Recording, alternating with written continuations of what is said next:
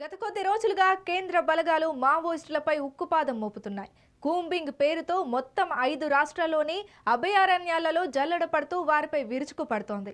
ఇప్పటికే పదుల సంఖ్యలో ఎన్కౌంటర్లు జరగ్గా వందల మంది మావోయిస్టులు తమ ప్రాణాలను కోల్పోయారు.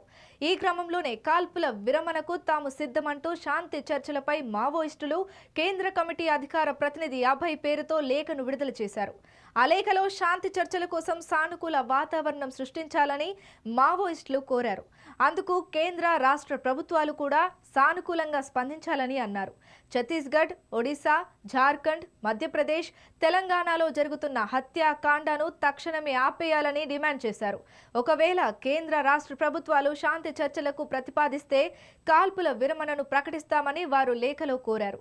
శాంతి చర్చల కోసం సానుకూల వాతావరణాన్ని ఏర్పాటు చేయడం కోసం కగార్ పేరుతో ఆదివాసీ ప్రజానికంపై కేంద్ర రాష్ట్ర ప్రభుత్వాలు చేస్తున్న హత్యాకాండను నిలిపివేయాలని, బస్తర్ ప్రాంతంలో మోహరించిన కేంద్ర రాష్ట్ర ప్రభుత్వ సాయుధ బలగాలను బ్యారక్లకే పరిమితం చేయాలని కోరారు.